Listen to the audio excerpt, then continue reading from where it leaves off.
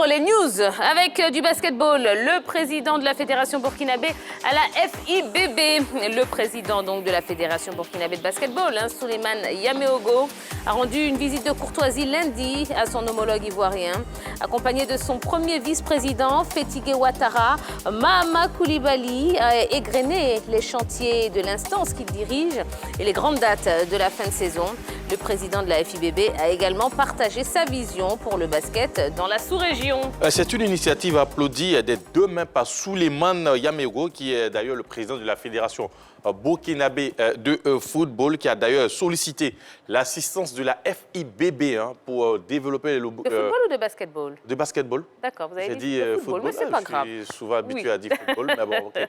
On va essayer, on va demander pardon aux responsables de la Fédération ivoirienne de basketball qui ont reçu leur homologue du Burkina Faso, qui a dit qu'en tout cas sa joie d'être en Côte d'Ivoire et surtout qui a sollicité l'assistance de la FIBB dans sa quête de remobilisation du basketball burkinabé, surtout le basketball féminin. Ça, je sais que ça va faire plaisir à Yellow. Et aussi, un accord a été signé entre les deux responsables, même si ce n'est pas pour l'instant officiel, mais ça s'est symbolisé par les échanges de gadgets à l'effigie plutôt des deux fédérations. Et le président burkinabé est réparti heureux de cette visite et surtout peut-être de cette future collaboration entre les deux fédérations. Très bien, merci beaucoup. Allez, du golf pour continuer. Emos Corbla remporte l'Open de Côte d'Ivoire. Le prix Félix Houphouët-Boigny de la 21e édition de l'Open de Côte d'Ivoire a été remporté par Emos Corbla du Ghana. Pas du tout attendu à ce niveau au président Golf Club de Yamoussoukro. Corbla a quand même relégué son compatriote Vincent Torga, grand favori à la 3e place du classement général des professionnels messieurs. Il empoche une prime de 5 700 000 francs CFA. Et chez les dames, c'est la Sénégalaise Oumou Dieye qui a enlevé le premier prix doté d'une enveloppe d'1 140 000 francs CFA. Oui, qui a démarré le 21 avril dernier. La 21e édition de l'Open de Côte d'Ivoire a pris fin ce dimanche 25 avril et on a les résultats. Chez les dames, c'est la Sénégalaise Oumou Dieye qui, avec ses 14 coups, a empoché les 1 140 000 francs comme cagnotte.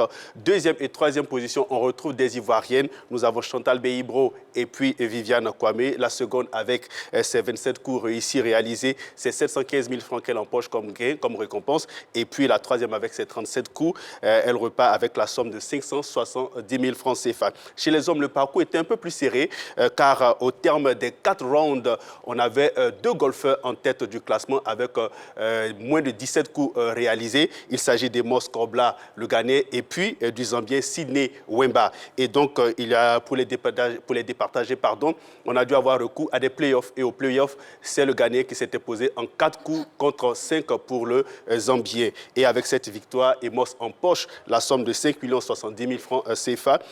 700 000 francs CFA, pardon. Ensuite, Sidney Wemba, lui, il empoche la somme de 3 325 000 francs parce qu'il termine second. Et puis à la 3e place, on retrouve Vincent Torga qui, lui, avec ses moins 15 coups réussis, empoche la somme de 2 375 000 francs CFA.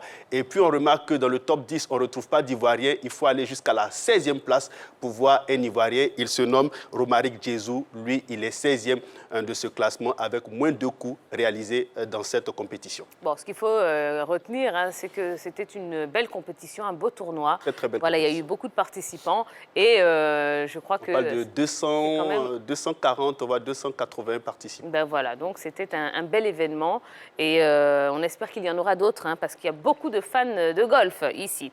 Allez, parlons taekwondo à présent, un championnat d'Afrique. Les dates sont connues. Par la voix de son président Baladier, le comité d'organisation des 12e championnats d'Afrique de taekwondo a annoncé que la compétition aura lieu les 5 et 6 juin à Diamniadio au Sénégal. 30 à 40 pays sont attendus lors de ce rendez-vous. Alors, les tireurs africains qualifiés pour les JO 2021 auront la possibilité de participer au championnat d'Afrique de taekwondo. Alors, celui parmi eux qui sera sacré champion d'Afrique de taekwondo pourra engranger 40 points, ce qui pourra le favoriser dans le classement et dans le tirage au sort par rapport aux échéances des JO 2021. Alors, le président du championnat d'Afrique de taekwondo a insisté parce que, comme je le disais tantôt, 40 points pourraient être ajoutés au nombre de points des tireurs, ce qui pourrait les favoriser dans les tirages au sort par rapport au JO. Alors, il exhorterait le Gabonais Anthony Obamène, médaillé d'argent à Londres en 2012, le Nigérien Abdul Razak Issoufou Alphaga, plus de 80 kilos, médaillé d'argent à Rio, et l'Ivoirien Cheikh Cissé Salah a participé à ces échéances-là parce que ça pourrait bien évidemment les propulser en haut du classement pour les tirages au sort au JO. D'accord, très bien. Allez, ouvrons notre page football. D'abord, première information, Côte d'Ivoire-France en amical. La sélection olympique de Côte d'Ivoire connaît ses premiers adversaires de la manche de poule du tournoi de foot des Jeux olympiques de Tokyo. Pour leur préparation, les éléphants U23 affronteront en amical la sélection de France en juillet prochain. L'information a été dévoilée lundi par le ministre de la Promotion des Sports et du Développement de l'économie sportive, Paulin Claude Danhaut. Et puis, 600 jeunes présents au 7e Mondialito de Koumassi. La 7e édition du tournoi Mondialito de Koumassi s'est déroulée le samedi 24 avril dernier au stade Inch'Allah, situé dans la dite commune. 600 jeunes issus de 32 centres de formation ont pris part aux 70 matchs au programme de la compétition. Et c'est la formation de 6 plaques de Koumassi qui a remporté le tournoi en battant en finale l'Ascoci 1-0. L'Olympique lyonnais de Koumassi et les Winners ont, eux, terminé respectivement aux 3e et 4e places de la compétition. Et on termine avec Julian Nagelsmann, nouveau coach du Bayern. Julian Nagelsmann est officiellement le nouvel entraîneur du Bayern Munich. Le technicien de 33 ans qui succède à Hansi Flick a signé ce mardi un contrat de 5 ans avec le club bavarois contre une indemnité estimée à 25 millions d'euros selon Kicker. Le jeune technicien finira cependant la saison sur le banc du RB Leipzig avant de rallier la Bavière le 1er juillet prochain. Oui, il y a encore un record qui tombe dans l'escarcelle de Julian Nagelsmann, celui de l'entraîneur le plus cher de l'histoire. Ce record était détenu par Andrés Villas-Boas lors de son transfert de Porto à Chelsea. C'était 15 millions d'euros, à peu près 9 milliards de francs CFA. Et les 25 millions d'euros de Julian Nagelsmann équivalent donc à 16 milliards de francs CFA environ. Il a été le plus jeune entraîneur de l'histoire de la Bundesliga. Décidément, c'est un entraîneur précoce. En 2016 déjà, lorsqu'il dirigeait l'équipe d'Offenheim à seulement 28 ans.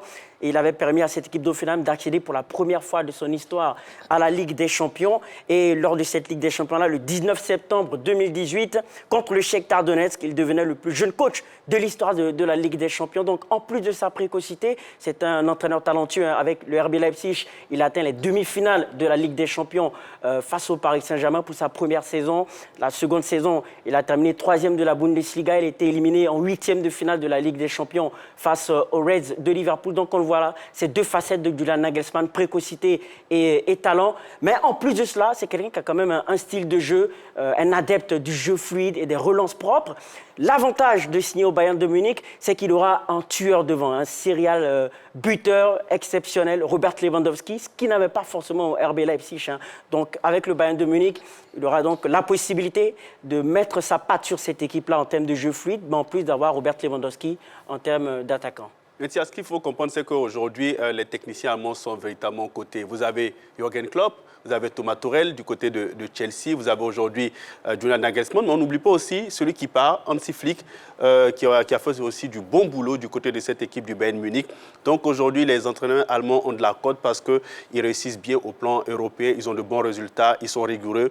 Les résultats parlent pour eux. Félicitations à Julian Nagelsmann. On n'est pas vraiment surpris de le voir arriver du côté de Bayern Munich au regard de ce qu'il a pu accomplir dans les autres clubs où il était avant d'arriver là maintenant. Eh bien, on lui souhaite en tout cas bon vent et beaucoup de succès au Bayern de Munich. Voilà. Allez, je vous rappelle la question LGT de ce soir. On parle des JO 2020. Les athlètes ivoiriens peuvent-ils faire mieux qu'à Rio? Eh bien, n'hésitez pas à nous dire ce que vous en pensez sur la page Facebook. Vous tapez tout simplement la 3. Vous trouverez la page officielle de la chaîne et n'hésitez pas à laisser un petit commentaire en dessous de la publication. Et je vous rappelle également que nous recevrons dans quelques instants le directeur d'Abidjan ITF World Tennis Tour, M. Boniface Papanouveau. Et si vous avez des questions à lui poser également sur la page Facebook de la 3. Voilà, on va pouvoir continuer avec le focus de ce soir.